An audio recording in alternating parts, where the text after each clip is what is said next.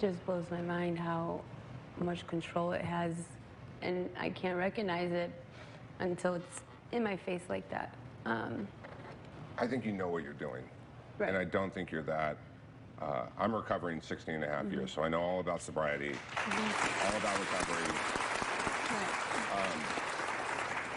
It's not about what the addict does to you, it's about what choices you make. You can choose to be in recovery, or you can choose not to be in recovery.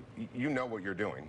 And the sad thing about the situation, which hopefully we can change, is because of your lack of honesty, that makes your husband less honest. Because what happens when you're in a relationship with someone who's addicted, you start to carry on those characteristics.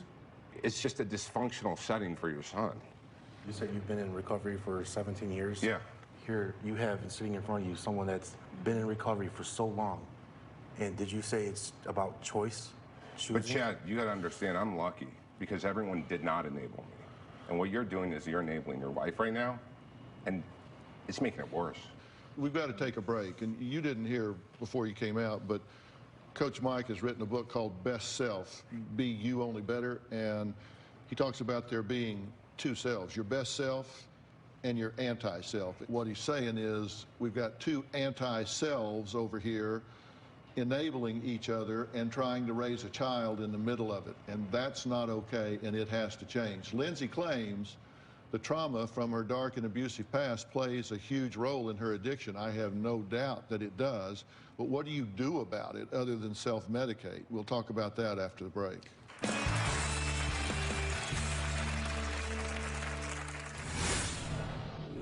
Chad, you're obviously a nice guy. You seem lovable, likable. I can see why Lindsay would want to be with you, especially if she wants to get away with using drugs. I know I'm lost.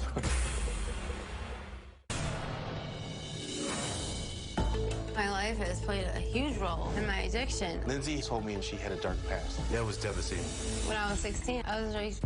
An ex-boyfriend of mine was very abusive. He started forcing me to do heroin. When I was sleeping one night, he actually injected me, and that was it from there.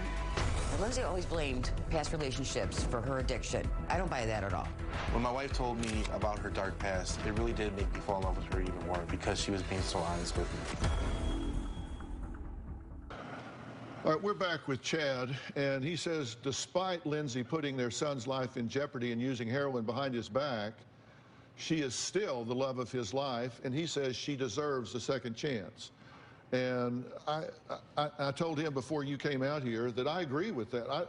I told you I'm not trying to get you to fragment this family. And I had asked Coach Mike to be here today because he's written a new book, and I will shamelessly plug this new book because I think it is absolutely great. It does not assume that you have a mental illness. It just assumes you have goals and objectives that you want to achieve, and it talks about action plans. Coach Mike, but what do you think he needs to do to behave his way to success here? So, I mean, operating from a place of honesty and operating out of what's best for your son, what do you believe your first step is? It's my son. Your son? Every step of the way. Okay. And so And how old is he now? He's 14 months, just over one. So he has no advocate other than you guys. I mean, you have to speak for him. He doesn't have his own voice. I mean, he can't stand up for himself. He can't say, you two settle down, straighten up, put me first. So you need to say it for him to yourself. I'm sorry, go ahead. You said very well. Thank you. Chad, you're obviously a nice guy. You seem lovable, likable. I can see why Lindsay would want to be with you, especially if she wants to get away with using drugs. First thing